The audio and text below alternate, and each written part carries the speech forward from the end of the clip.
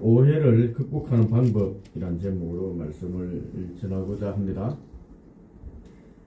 지극히 작은 오해가 사람을 죽고 죽이는 전쟁으로 이어질 수도 있습니다. 1925년에 10월달에 있었던 일입니다.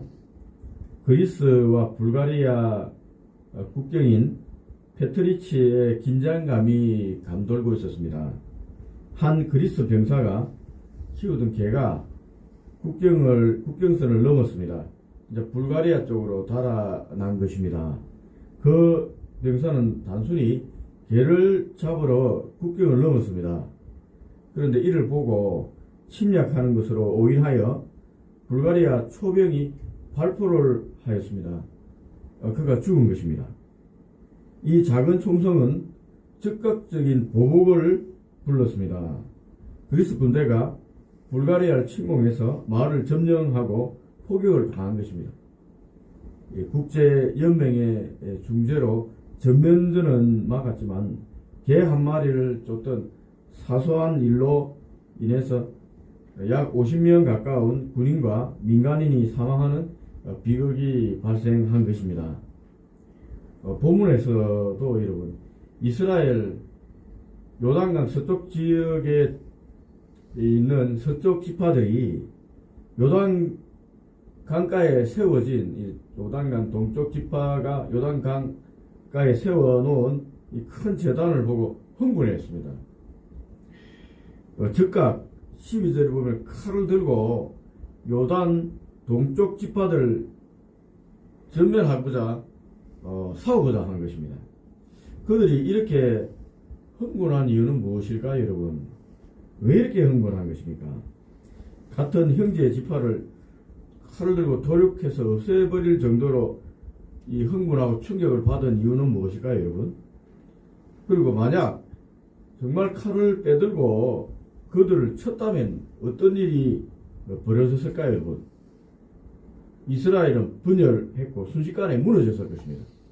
이제 동족 상잔의 비극이 벌어졌고 수많은 사람들이 죽어 나갔을 것이며 형제들은 원수가 되는 것입니다. 우리 한반도에 그런 일이 벌어졌지 않습니까? 북과 남이 총구리를 대고 우리가 피를 흘렸습니다. 그러니 서로 원수처럼 어른거리고 있는 것입니다. 이스라엘은 여러분 이 분열을 어떻게 극복할 수가 있겠습니까?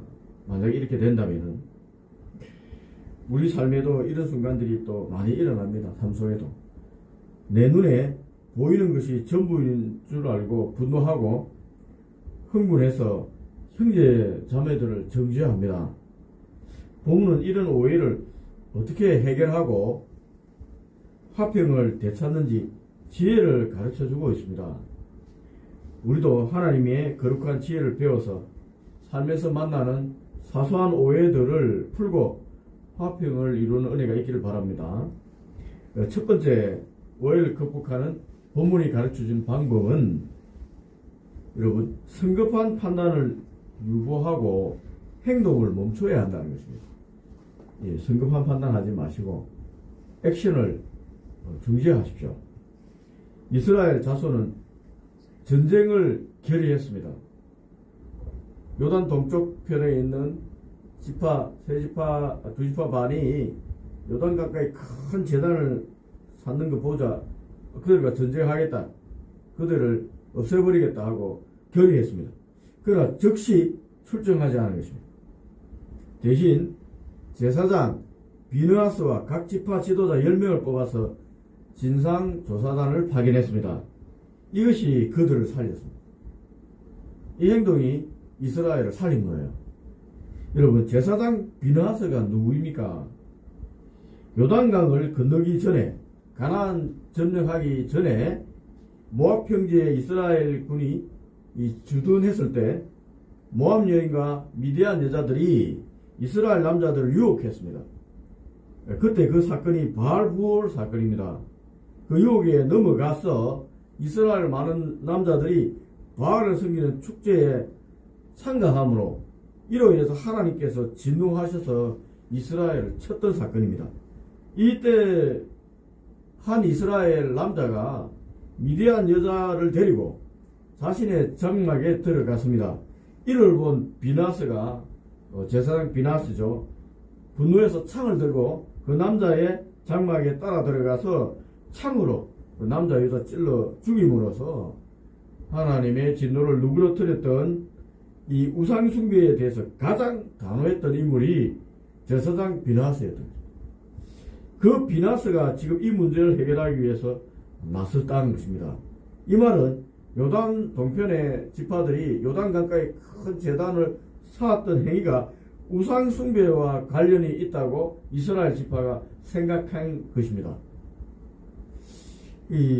그런데 여러분, 우상숭배에 그토록 단호했던 이 비나스, 제사장 비나스는 무력을 사용하기에 앞서 절차와 확인하는 절차를 거쳐 먼저 선택했습니다.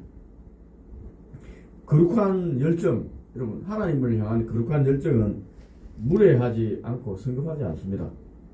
우리가 잘 생각해야 됩니다. 이것은 하나님을 향한 이 분노, 거룩한 열정이 있잖아요. 이걸 맞는데, 이거를 우리가 사는, 열정과 분노를 하는 방법이, 여러분, 무례해서는 안 된다는 거예요. 또 성급해서도 안 된다는 것입니다. 먼저 흥분함으로써 이를 무시해버리면 절차와 이 무례함 이런 것들을 그냥 그대로 해버린다면은 여러분 결과는 오히려 나쁜 쪽으로 나옵니다. 의도는 선한데 결과가 나쁜 쪽으로 나오는 거예요. 거룩한 열정이 더 큰 오해를 불러올 수 있다는 것입니다. 우리도 누군가의 행동이 도저히 이해되지 않을 때 비난의 문자를 보내거나 뒤에서 뒷말하기 전에 잠깐 멈춤 버튼을 눌러야 합니다. 감정이 우리가 태도가 되지 않게 해야 돼요. 감정이 태도가 되지. 우리도 모르게 비판하고 뒷말하는 이 태도가 습관으로 변해버릴 수가 있어요. 그럼 인격이 변하는 거예요. 우리 냉소적인 사람이 된다고 하지 않습니까? 처음에는 그렇지 않은데 이 정의로운 분노였다고 하더라도 자꾸 이렇게 이 태도를 멈추지 않으면은 여러분 이 습관이 되고 성품이 되고 인격으로 변해버리는 것입니다. 거룩한 공동체는 팩트 확인 없이 소문만으로서 움직여서는 안 됩니다, 여러분. 이 두 번째입니다. 이 오해를 없애고 하필을 이루면 숨기지 말고 진실을 직접 물어야 됩니다. 물어야 된다는 거예요. 서쪽 대표단은 동쪽 지파를 만나기 위해서 요단강을 건너서 길앗 지방으로 갔습니다. 그들의 땅으로 찾아갔습니다. 그리고 당사자인 루벤 자손과 갓 자손과 므낫세 절반 반지파 사람들을 보고 직설적으로 물었습니다. 16절입니다. 너희가 어찌하여 이스라엘 하나님께 범죄하여 오늘 여호와 따르는 데서 돌아서서 너희를 위하여 제단을 쌓아 너희가 오늘 여호와께 거역하고자 하느냐? 직접적으로 자기들이 지금 분노하고 있는 이유 그거를 밝힌 거예요. 그리고 이게 사실이냐? 라고 물은 것입니다. 요단 서쪽 지파들이 칼을 뺄 정도로 흥분한 이유를 여기서 우리가 알 수가 있습니다. 요단 강가에 세운 제단 그 때문에 지금 흥분했다는 것입니다. 그들은 이 제단을 여호와의 제단이 아니라 다른 신을 섬기는 제단으로 오해한 것입니다. 17절 18절을 보십시오. 그들의 오해가 생긴 오해로 인해 생각한 이유들 등이 쭉 나열하고 있습니다. 부올의 제약으로 말미암아 이 바알부올입니다. 모압 평지에 있었던 여호와의 회중에 재앙이 내렸으나 오늘까지 우리가 그 죄에서 정결을 받지 못하였거늘 그 제약이 우리에게 부족하여 오늘 너희가 돌이켜 여호와를 따르지 아니하려고 하느냐? 배교하려고 하느냐는 것입니다. 이 바알을 섬기려 하느냐는 것입니다. 너희가 오늘 여호와를 배역하면 내일은 그가 이스라엘 온 회중에 진노하시리라. 너희들 배교로 인해서 이스라엘 12지파 모두 하나님께 진노받는다는 것입니다. 이스라엘 12지파는 공동체입니다. 이 신앙이 한 사람 잘못으로 인해서 공동체가 전부 징계받을 수 있다는 거예요. 우리가 가지고 있는 신앙에 대해서도 잘 생각해 봐야 될 대목입니다. 우리 개인주의 신앙이 많은데 그렇지 않다는 거예요. 우리 교회는 하나의 그룹으로서 하나님께 함께 가는 공동체입니다. 교회는 예수님을 머리로 한 몸된 공동체를 하잖아요. 공동체에 서로 연결되고 붙어 있는 겁니다. 유기적으로. 그리고 12지파도 마찬가지입니다. 그 결과 아간의 때와 같이 하나님의 심판을 공동체가 받을 수 있다고 생각해서 그들이 찾아온 이유를 설명했습니다. 20절입니다. 세라의 아들 아간이 온전히 바친 물건에 대하여 범죄함으로 이스라엘 온 회중이 진노가 임하지 아니하였느냐. 그의 죄악으로 멸망한 자가 그 한 사람만이 아니었느니라. 무슨 말입니까? 아간 죄악 때문에 아이성 전투에서 패배했잖아요. 그리고 많은 사람이 죽었습니다. 한 사람이 죄악으로 말미암아 이렇게 많이 죽었는데 두 지파 반이 죄악을 범했다면은 어느 정도 피해가 있을지 상상이 되지 않지 않습니까? 그 말인 거예요. 너희들 때문에 우리까지 망하게 하려느냐. 이들이 흥분한 것은 땅이나 정치적인 이권 때문이 아니었습니다. 19절을 보시면은 요단 동편 땅이 부족하거든 또 땅이 거룩하지 못하면은 자신들이 차지한 요단 서쪽 땅을 나누어 주겠다고까지 얘기했습니다. 이 땅 문제가 아니라는 거예요. 땅이 부족하면 우리 땅 나눠줄게. 요단 동편에 있지 말고 건너와라 까지 했습니다. 우리는 여기서 이 갈등의 핵심이 물질이나 자존심 싸움이 아니라 신앙의 본질을 지키려는 몸부림임을 알 수 있습니다. 여러분, 우리가 갈등을 회피하려면, 해결하려면 이 갈등을 회피하지 말고 만나야 이 마음에 자기가 상처를 받았으면 해결하기 위해서 직접 만나야 되는 거예요. 그리고 거룩한 동기를 가지고 물어야 됩니다. 이 거룩한 동기를 가지고 물어야 돼요. 나를 무시해서 화가 난다 라는 것이 아니라 이것이 하나님 앞에 과연 옳은 것인가 걱정된다 라면 물어야 됩니다. 영적 중심을 가지고 대화를 해야 된다는 것입니다. 내가 옳고 너가 틀린 것이 아닙니다. 하나님 앞에서 옳은가 라고 물어야 돼요. 내 생각은 옳고 네가 틀렸다 이렇게 얘기하면 네가 옳고 내가 틀렸다가 아니라 하나님 앞에서 이런 것들이 옳은가 우리 서로 얘기해보자 이렇게 해야 되는 것입니다. 모두 자신이 옳다고 생각할 수 있지만 상대방도 옳다고 생각할 수 있습니다. 자기 논리가 있잖아요. 나도 옳다고 생각할 수 있는 나의 논리가 있잖아요. 그러나 하나님은 다르게 생각할 수도 있지 않습니까? 하나님 관점에서 우리 판단해보자는 것입니다.